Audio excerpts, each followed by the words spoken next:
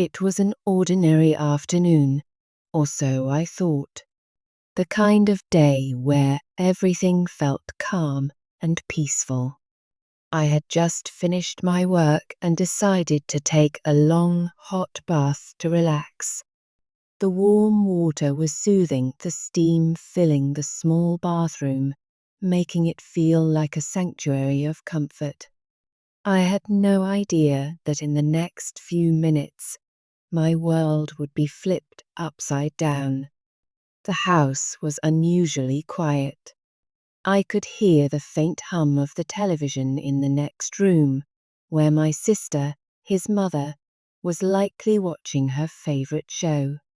My nephew Timmy, who had always been the quiet, obedient child, had been staying with me for a few days. He was a sweet kid, but there was something about him that always made me a little uneasy, something I couldn't quite put my finger on. As I sank deeper into the water, letting the warmth ease the tension in my muscles, I closed my eyes and let out a deep sigh. It had been a stressful week, and I was just trying to forget about everything. But the moment I closed my eyes, I heard a soft creak from the hallway. I thought nothing of it at first. Maybe it was just the house settling or the wind rattling the windows. But then I heard it again, closer this time. A light step, almost like someone was sneaking toward the bathroom. My heart skipped a beat. I froze, straining to listen. I had locked the bathroom door, so it wasn't possible for anyone to just walk in, or was it? The sound of footsteps grew louder, and suddenly I heard the distinct sound of the doorknob turning. My stomach dropped. Who was out there? Was it Timmy? I called out, but no answer came. I wasn't sure if I should open the door or wait. The suspense was killing me. The water that had felt so comforting just moments ago now felt suffocating. My mind raced. Could it be someone trying to scare me, or was something much darker going on? A voice, Timmy's voice, called my name softly, sending a chill down my spine. "Aunt, are you in there?" His voice was barely above a whisper, but why would he be whispering? I had never heard him speak like that before. My pulse quickened. I tried to keep calm, but the atmosphere felt suddenly heavy. I had to know what he wanted. "What is it, Timmy?" I managed to say, my voice trembling slightly. There was a long pause before he answered. I need you," he whispered. There was something strange in his tone. It didn't sound like the innocent request of a child, but something more demanding, almost pleading. I gripped the edge of the bathtub, my fingers digging into the porcelain, and I took a deep breath. Was I imagining things, or had Timmy's behavior taken a dark turn? "Come in," I said, hesitating only for a moment. The door creaked open slowly, and I turned my head to see him standing there. His small figure was framed by the doorway.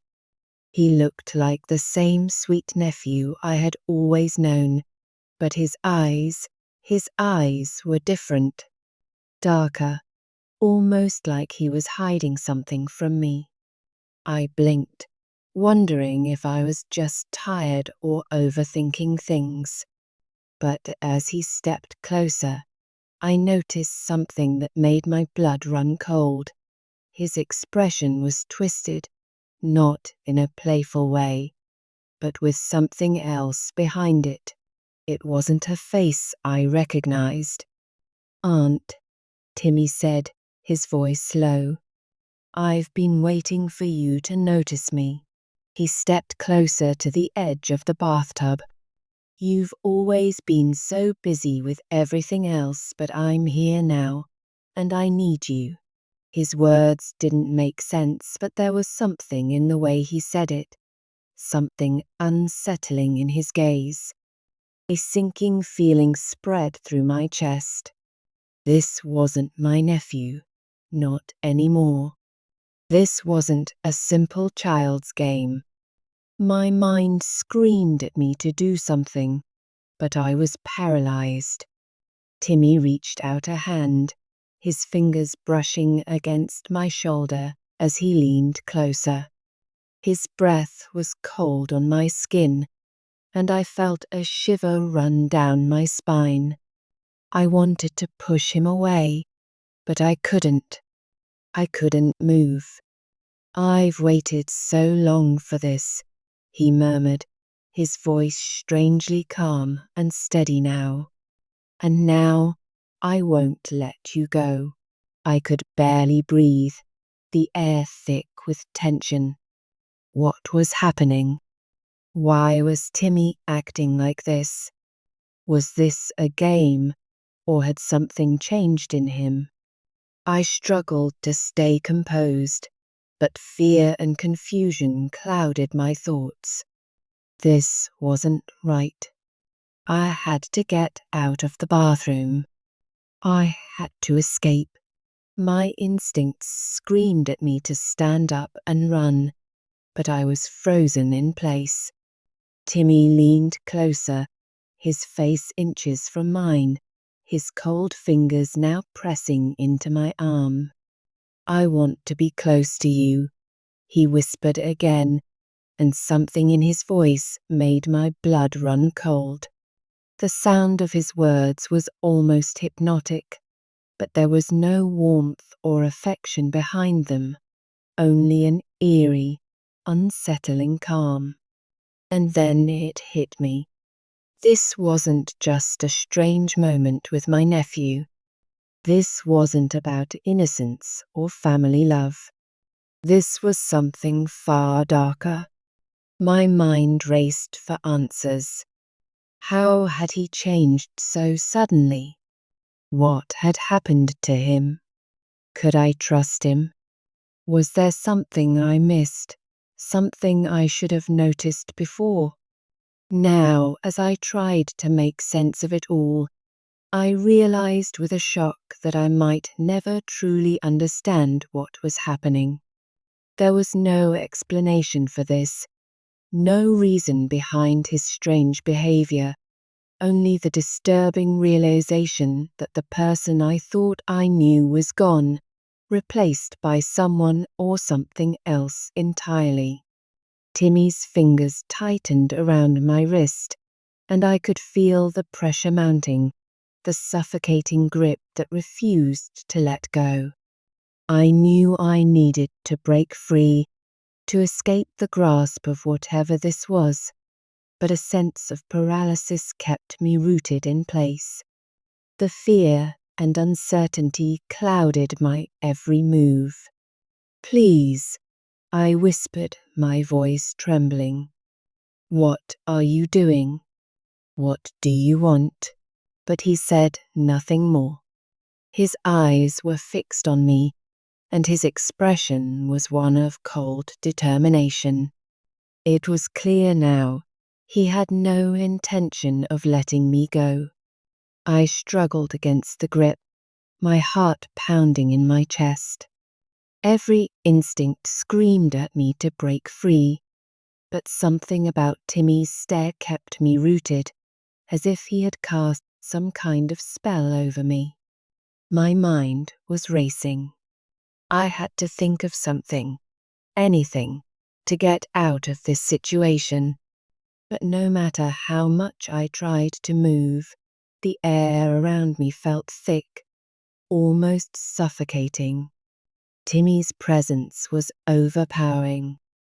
"Aunt, you're not going anywhere," Timmy whispered again, his voice so quiet it sent chills down my spine. His hand, which had been resting on my arm, moved upward slowly, as if he was exploring me, testing my reaction. I wanted to scream, to push him away, but the words stuck in my throat. Why was he doing this? What had happened to the sweet, innocent boy who once looked up to me? The Timmy I had known had always been shy, polite, and full of curiosity. But now it was as if someone or something else had taken control of him. The door to the bathroom creaked again, and I quickly turned my head, hoping to see my sister standing there. But the hallway remained empty. I could hear faint footsteps outside the door, but they were distant. It was just the two of us now. I needed to act fast. I tried again to push Timmy's hand away, but he was stronger than I anticipated. His grip tightened, sending waves of panic through me. The warmth of the water no longer comforted me. It was stifling, and I felt as if I were drowning. Timmy leaned even closer, his breath now cold against my neck. "You're mine now," he whispered, his voice low and unnerving. "And you always have been. I've waited for you to understand." His words sent a shudder through me, the gravity of his words settling in.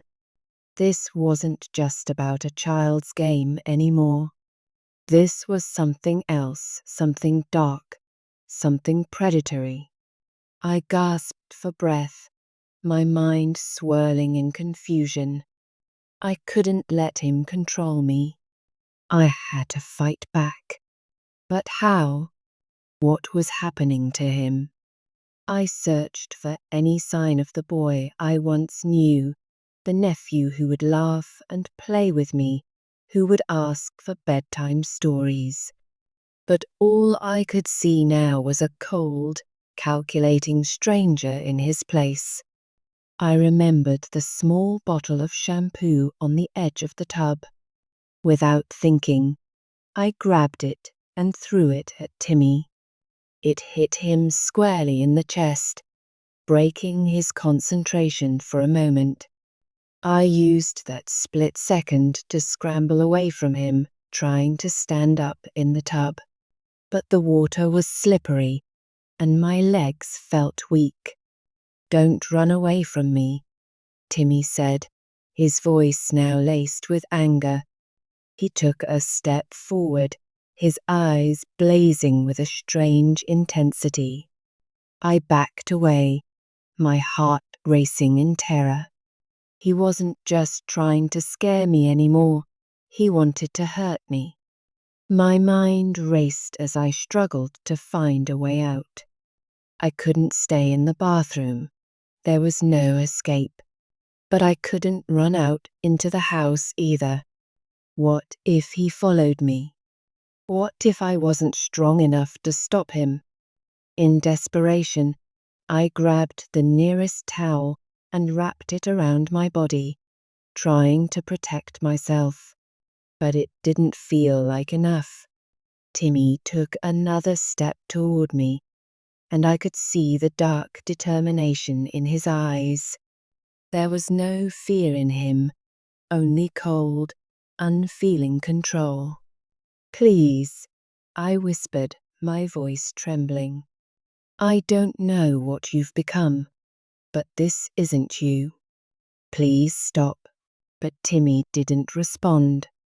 He simply reached out again, and before I could react, he gripped my arm so tightly I thought he might break it. The terror I felt in that moment was overwhelming. I had no idea how to make him stop. Nothing I said seemed to reach him. It was as if the boy I had once known was completely gone, replaced by something darker, something dangerous. In that moment, a memory flashed in my mind. It was something so faint, so fleeting, but it held the key to understanding what was happening. I remembered that just a few weeks ago, Timmy had been acting strangely. There had been whispers of odd behavior, strange dreams, and a shift in his personality that no one had paid attention to. But now it all clicked. He wasn't just going through a phase. Something had changed in him, something beyond natural. I had to get out. I had to survive this. I could hear my sister's voice faintly from outside the door, but it was too far. Timmy and I were alone in this battle. The fear made me stronger. I had to fight, no matter what. With every ounce of strength I had left, I wrenched my arm free from Timmy's grip. I shoved him away, and for a moment I thought I had made it. But then he lunged at me, faster than I had anticipated. His hand wrapped around my wrist, pulling me back toward him with an almost unnatural force. I was trapped. In a desperate move, I grabbed the shampoo bottle again, this time using it like a weapon. I smashed it against his face, hoping to disorient him enough to escape. He staggered back, momentarily dazed, but then his eyes refocused with an even more terrifying intensity. "Why do you resist?" Timmy asked, his voice oddly calm again, as if he were lecturing me. "You're mine. You've always been mine." His grip loosened just slightly. That was all I needed. I bolted from the tub, ignoring the cold air as I wrapped the towel tighter around myself. My legs were shaky, but adrenaline surged through me. I ran toward the bathroom door, my heart in my throat. I had to get away from him. Whatever had taken hold of Timmy wasn't something I could face alone. I slammed the door open, only to come face to face with my sister, who had heard the commotion. She looked startled, but I didn't have time to explain. There was no time to say anything. "Timmy," I cried out, but when I turned to look back, he was gone. The bathroom was empty, as if nothing had happened at all. My sister rushed to my side, but I couldn't explain what had just occurred. What I had seen, what I had felt, didn't make sense. Timmy was no longer the sweet boy who loved to play. He was something else now, something dangerous. But as my sister comforted me, I could see the faintest shadow of Timmy in the hallway, watching from the shadows. Dark eyes glinted in the dim light, and the haunting feeling of his presence lingered. I didn't know what was coming next, but one thing was certain. This was far from over. As the days passed, things grew more strange. The house felt different. Timmy's behavior became even more erratic, and no one seemed to notice. My sister didn't believe me when I tried to tell her what happened. She thought I was imagining it, that I was stressed out. But deep down, I knew the truth. Timmy wasn't just a normal boy anymore. I never felt safe again. I knew that the darkness that had taken hold of Timmy wasn't something that could be easily undone, and I had a feeling that soon everyone would realize the truth, too late. If you want to hear more about what happened next, don't forget to like, share, and subscribe to my channel. The story is not over yet, and there's much more to uncover.